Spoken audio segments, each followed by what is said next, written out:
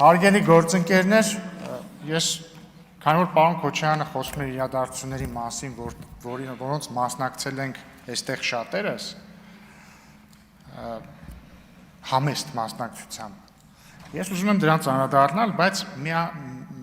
սկզբից մի, այսպես ասած, disclaimer անեմ, էլի։ Պարոն Քոչարյան, ես միշտ ինձ մի փոքր վատ եմ զգում ձեր ներկայությամբ կամ ձեր հետ հեռակա զրուցելիս, ձեր հոր մասին խոսելիս, որովհետև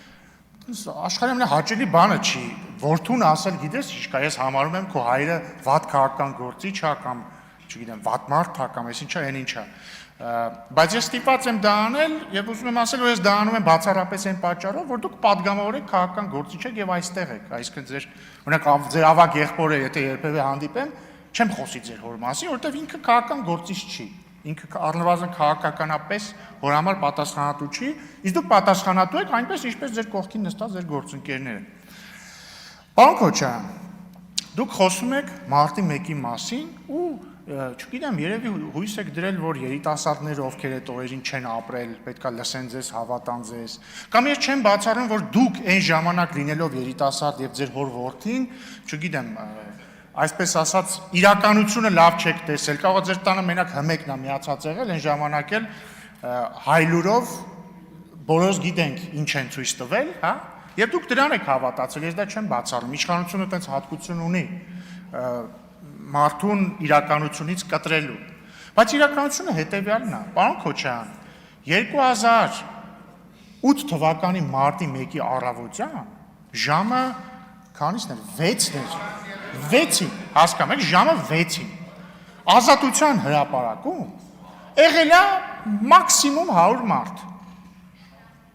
լավ թող 200, 1000-ից քիչ հաստատ, 500-ից քիչ հաստատ, մեծ մասը քնած,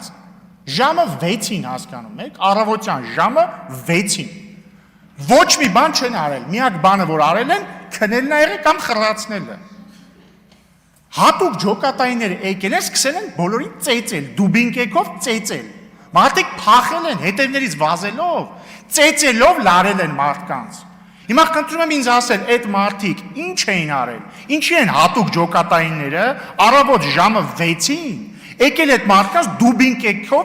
զղկել, բացատրեք ինձ, հաջորդը, ներողություն,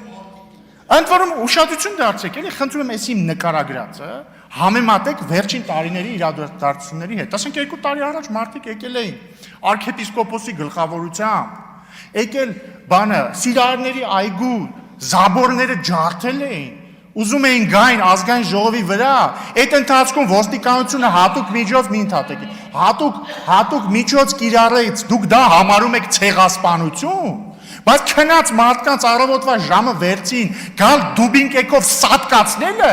համարում եք, գիտեք ինչ կա, որ նորմալ է, սա խնդիր է, պարոն Քոչարյան, սա խնդիր է, հաջորդը,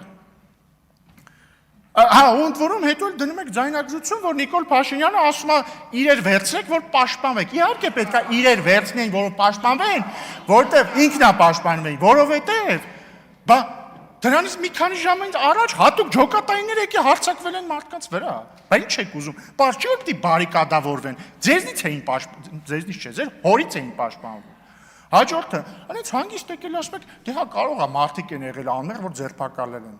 չէ կարող է չի, ասում եմ իմ հայրը ոչ մի հանցանք չի գործել, ընդ որում ոչ թե կարող է չի գործել, հաստատված է չի, որ չի գործել, որովհետև նույնիսկ ձեր հոր նախագահության օրոք, այո, մեղադրանքը հետ է վերցվել եւ գործը կառչվել է ապացույցների բացակայության պատճառով։ Հիմա ինչ է ստացվում, այսինքն գալիս են առավոտվա ժամը 6-ին հատուկ ջոկատայինները մարդիկ ծեծում են, հետ գալիս իմ հորը եւ այտենց եւս մի քանի 100 հոգու ձերբակալում են ու դուք ասում եք դե լավ, հա ես հպարտ եմ, դուք էլի հպարտ եղեք ձեր հորով, պարզ է որ ցանկացած որդի պետք է հպարտ լինի իր հորով, բայց քաղաքականապես այդտեղ հպարտանալու բան ընդհանրապես չկա։ Ինչ վերաբերվում է մեղադրանքների, ընդհանրապես մեղադրանքների արդարացիությանը կամ ոչ,